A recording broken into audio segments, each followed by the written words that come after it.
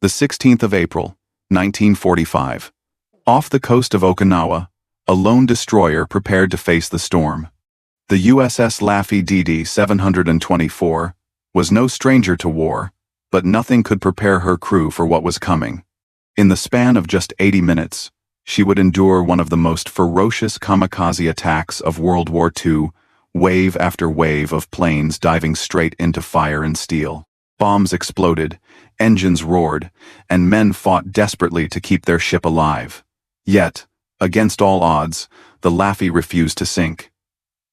This is the story of the ship that would not die. The USS Laffey DD 724 was a destroyer of the Allen M. Sumner class, launched in 1943 at Bath Iron Works in Maine.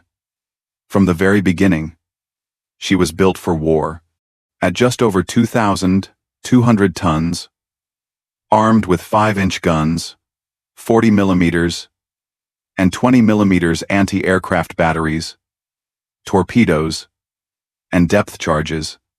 The Laffey was designed to be fast, lethal, and versatile. She was meant to escort larger ships, protect carrier groups, and fight off enemy submarines and aircraft. What no blueprint or manual could predict, however, was the courage of her crew and the destiny that awaited them. The Laffey's baptism of fire came not in the Pacific but in Europe. She played a vital role during the Normandy invasion in June 1944, providing fire support for the troops storming ashore. Her gunners blasted German positions and fended off enemy aircraft, earning respect as a reliable fighting ship. By late 1944, however, the war in Europe was turning in favor of the Allies, and the U.S. Navy shifted resources to the Pacific, where the final showdown with Imperial Japan was looming. By the spring of 1945, Japan was desperate. Its fleet was shattered, its cities bombed, and its air force depleted. Yet out of desperation came a terrifying new weapon, the kamikaze. Pilots, many of them barely trained and barely out of their teens, were ordered to crash their planes directly into American warships. To the Japanese high command, it was a tactic born of hopelessness. To American sailors, it was a nightmare from which there was no escape. Nowhere was this more evident than in the Battle of Okinawa, the last and bloodiest amphibious operation of the war. To shield the massive invasion fleet from kamikaze swarms, the Navy stationed destroyers like the Laffey on radar picket duty, far ahead of the main force. These ships acted as the eyes and ears of the fleet, detecting incoming aircraft early, but it was a job that placed them directly in harm's way. On the 16th of April 1945, the Laffey's turn came.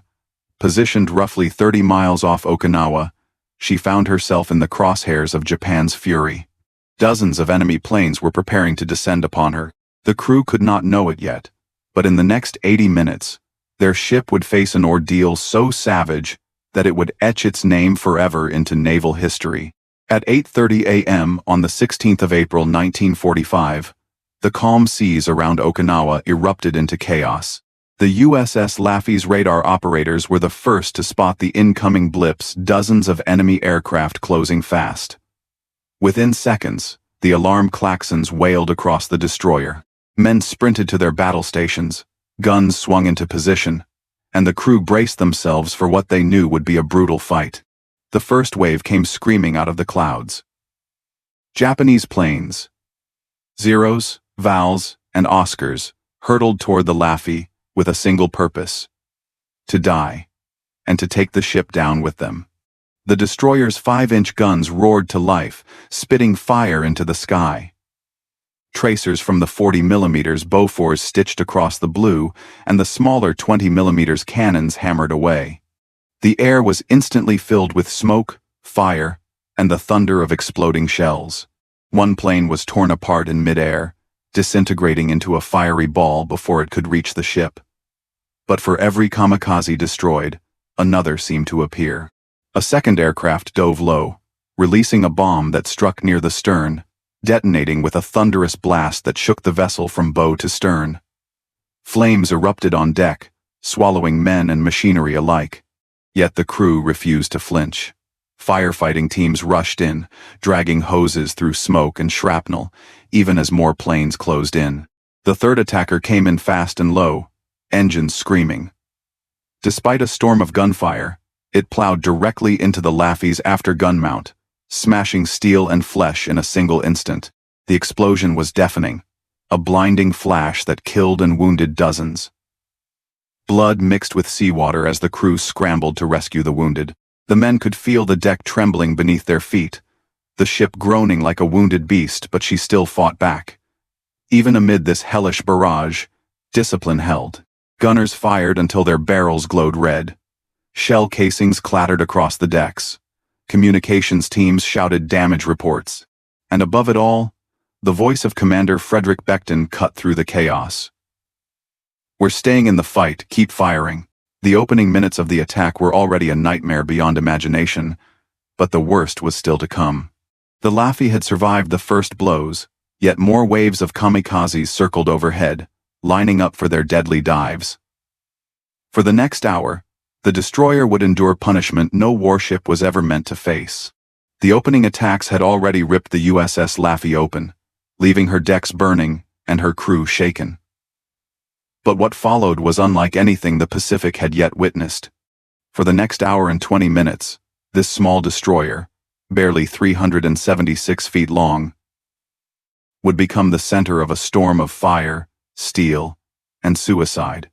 The crew of the Laffey was about to endure 80 minutes of hell and somehow survive it. No sooner had the smoke cleared from the first wave than another cluster of Japanese aircraft appeared, diving in from different angles. Some approached low, hugging the sea to avoid radar detection. Others plunged from the sun above, where the glare blinded gunners. The tactic was simple and brutal. Overwhelm the ship's defenses by coming from all directions at once. The Laffey's guns blazed, spitting steel into the sky. The 5-inch mounts hurled heavy shells at distant targets, while the 40mm Bofors stitched fiery lines into the air.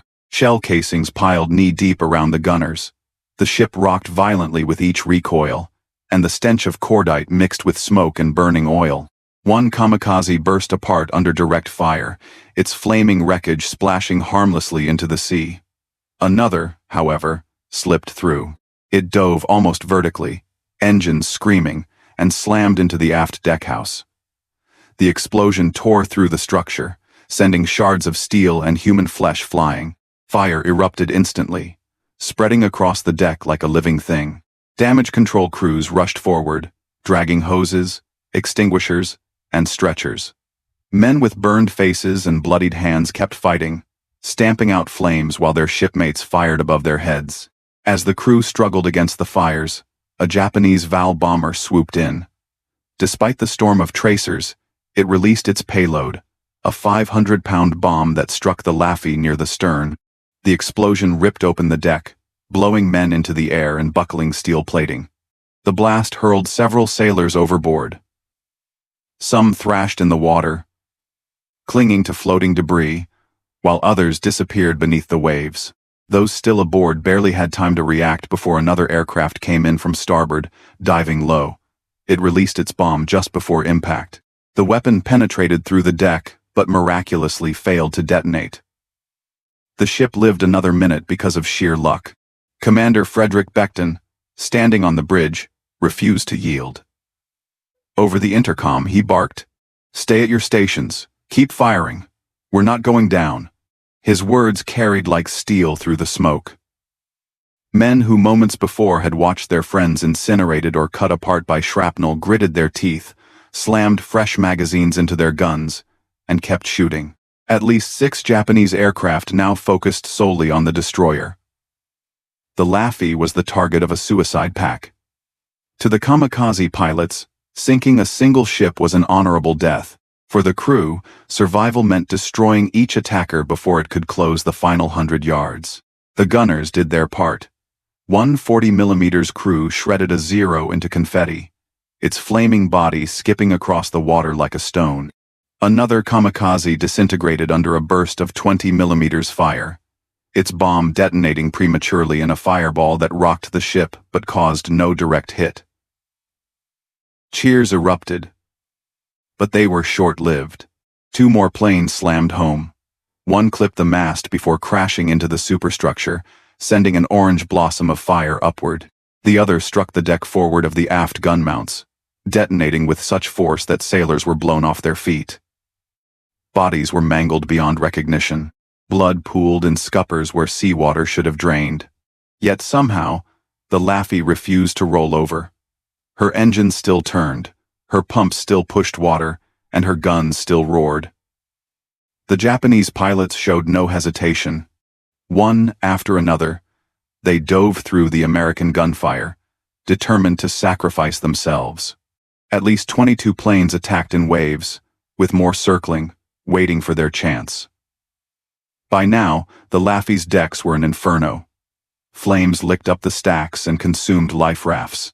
Ammunition stored in ready lockers cooked off, exploding sporadically and adding to the chaos. Men used their bare hands to heave smoldering shells overboard before they could detonate. At one gun station, every member of the crew was killed in an instant when a kamikaze slammed into their mount. Moments later, other sailors rushed to the still-smoking weapon, loading and firing it as if nothing had happened. The ship's will to fight simply refused to die. Midway through the battle, the destroyer was struck by yet another bomb, this one detonating near the forward deckhouse. The explosion shook the entire ship, lifting her bow out of the water before slamming it back down. Men were thrown against bulkheads, bones snapping, teeth breaking. Yet the hull held together. Above, the bridge was a nightmare of shattered glass and twisted steel. Communications lines were cut. The ship's mast leaned precariously. Commander Beckton himself was nearly hurled from his position, but he grabbed a railing and refused to abandon command. Smoke choked his lungs, but his voice rang out. "We will not abandon ship. Keep firing, damn it." Those words became the destroyer's heartbeat. The Japanese threw everything they had left. Kamikazes dove in pairs, hoping to overwhelm the gunners. Some missed and splashed harmlessly into the sea. Others clipped the masts, sheared off antennae, or ripped into gun mounts. By now, over a third of the crew was dead or wounded. Medics worked in blood-slick compartments, amputating limbs with pocket knives, bandaging wounds with whatever cloth they could find. The wounded begged to be left behind so the uninjured could continue the fight. Firefighters crawled through smoke-filled passageways, dragging hoses into compartments where ammunition was stacked high. Still, the guns barked. Crews fought until their weapons literally overheated. Gun barrels glowed red, and some mounts seized up from constant firing. Even then, sailors grabbed rifles and shot at incoming planes with small arms, determined to kill anything that tried to crash into their ship. One kamikaze made a final desperate run at the bridge, aiming to decapitate the ship's command. Tracers ripped into it at the last second, detonating its bomb just yards away. The shock wave shattered what little glass remained and knocked men flat. But the Laffey endured. At last, the attack ceased. The air over the ship was thick with black smoke, scattered debris, and the acrid stench of burning fuel.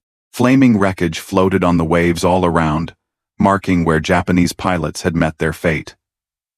The Laffey herself was a ruin, her decks torn open, her superstructure gutted, fires still raging across the hull. Yet she was afloat. Her engines, though battered, still turned. Her pumps still fought to keep water out. Her captain and surviving crew still stood ready for more. In those 80 minutes, the USS Laffey had endured 6 kamikaze crashes, 4 direct bomb hits, and near misses that should have sunk her outright. 32 of her men were dead, 71 wounded, and nearly every inch of the destroyer bore scars of fire and steel. But the impossible had happened. The Laffey was still alive. As silence fell over the sea, the enormity of what had occurred began to sink in. The Laffey's survival was nothing short of miraculous. Other ships struck by a single kamikaze often sank in minutes, yet this destroyer had been hit more than half a dozen times and refused to go under. The crew, exhausted, wounded, and grief-stricken, looked around at the carnage. Fires still burned, bodies still lay on the deck, and the ship was barely holding together. But in that moment, they knew they had achieved something that defied belief. They had stared into hell and lived to tell about it. Commander Becton later said, "I'll never abandon ship as long as a gun still fires." For 80 minutes, that vow had become reality. Against overwhelming odds, against relentless waves of human bombs, the USS Laffey had refused to die. When the last Japanese aircraft fell from the sky, a heavy silence settled over the sea. The roar of engines and the thunder of gunfire gave way to the crackle of flames and the groans of twisted steel. The USS Laffey was a shattered wreck, her decks gutted, her superstructure riddled with holes, her guns blackened from endless firing. Smoke poured from her stacks, and oil slicks stained the water around her. Yet she still floated. Against all logic, against all odds, the destroyer had survived. On deck, sailors staggered through the carnage.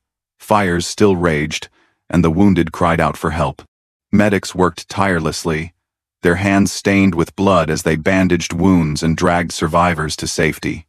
Damage control teams poured water onto blazing compartments, vented smoke-filled rooms, and fought to keep the ship from capsizing. The dead were laid out under sheets of canvas, their comrades pausing only briefly to whisper prayers before rushing back to fight the flames. Commander Frederick Becton refused to leave the bridge. Bruised and blackened by smoke, he continued issuing orders as though the battle were still raging. His voice carried a simple, defiant truth. The Laffey would not die on his watch. When reinforcements finally arrived, the sight of the Laffey left hardened sailors speechless. Here was a destroyer that had endured 6 kamikaze impacts, 4 direct bomb hits, and countless near misses. 32 men lay dead, 71 wounded, but the ship still fought to live. The Battle of Okinawa had forged many legends, but none more unlikely than this. A battered destroyer that faced 80 minutes of unrelenting hell and emerged broken, burning, yet unbowed. The USS Laffey had earned her name, the ship that would not die. The ordeal of the USS Laffey became one of the most extraordinary survival stories in naval history. While many ships struck by even a single kamikaze were lost within minutes, the Laffey endured 6 direct suicide crashes, 4 bomb hits, and still returned to port under her own power. Her battered hull, scorched decks, and shattered guns stood as proof of the crew's courage and the resilience of their ship. After the war, the Laffey was preserved as a floating memorial. Today, she rests at Patriots Point in South Carolina, open to the public as a museum. Visitors walk her decks, still scarred by fire and steel, and feel the weight of what happened on that April morning. More than a warship, the Laffey became a symbol of defiance, a reminder that even in the darkest hour, courage can keep a vessel afloat. She remains, forever, the ship that would not die. The 16th of April, 1945, was meant to be the day the USS Laffey was destroyed.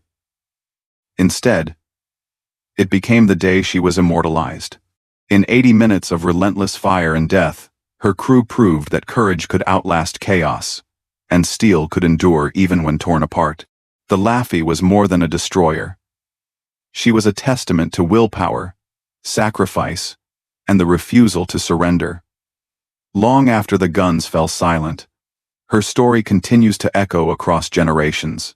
The world remembers her not for how close she came to sinking, but for how she simply would not die.